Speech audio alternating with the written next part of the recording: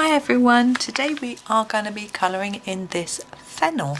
Now it looks quite similar to the bok choy colour wise, but hopefully it won't make the page look too dull. We've got lots of greens on this page, but anyway, we'll see how it all goes. So obviously our Fennel is green and white, so as I say, very similar to this one.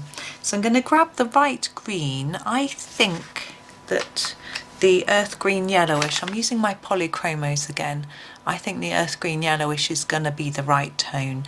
And what we do is it's green at the top, so we're just going to start at the tops and put some green in. Now the green doesn't really go too far down, we're just going to do all these tops first and then I'll have a think about how far down we're going to go with it. I'm just having a look at the picture that I've got and the way Johanna's drawn these stripes on the Fennel as well as a sort of clue. So I'm just going to take this down and sort of fade it out a little as we go down. Now what I notice about the Fennel is there are these lines on it. Now most of them, the lines are just white, but what I'm going to do is I'm going to just go over each line, I think, with a tiny bit of this. I think it'll just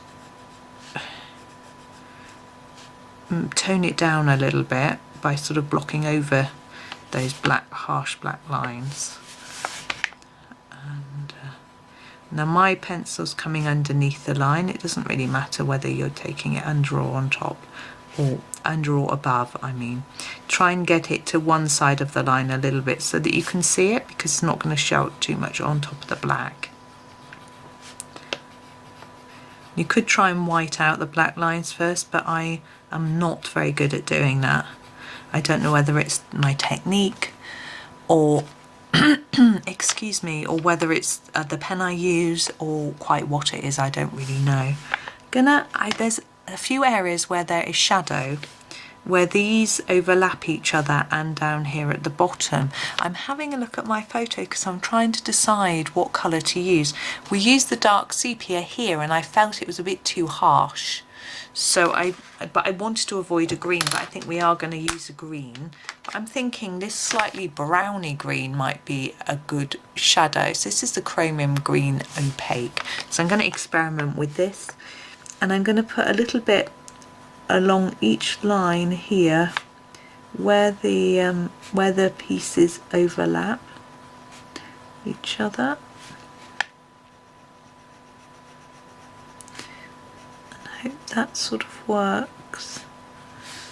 And I'm going to put a little bit under here. Oops, that was a bit more than I was intending. That'll do. And I'm thinking maybe there'll be a little bit just at the bottom. Now the last bit I'm going to look at are the tufty bits.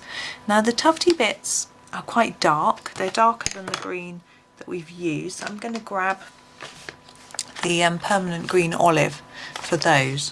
What I'm going to do is go over the top of Johanna's lines in quite a hard pressure, because they are very vibrant green. I don't know if I'm right about this, but I think these tufty bits are dill when they're cut off as a sort of aniseedy herb, and then the Fennel is the bulb, but I'm not sure. Now these are quite tufty, so I'm actually going to add a few more lines to these. I'm going to put them all the way down this stalk. Bit of fun, and I'm not confident in my drawing ability, but this is just lines. I can cope with this.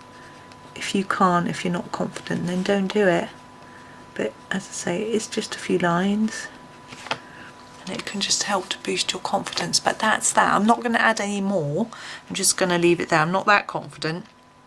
I'm just going to leave it. So there we go. So there's our Fennel. It's a nice quick one again today, because there isn't an awful lot of colouring to do on that one. You could darken up these ends if you think they need to be darker. In the photos I've got, sometimes they're dark, sometimes they're light, depends on the way they're photographed, but I am just going to leave it like that. So I hope that was okay, not too quick and or simple, but just one that you can have a go at yourself. So thank you very much for watching, and happy colouring.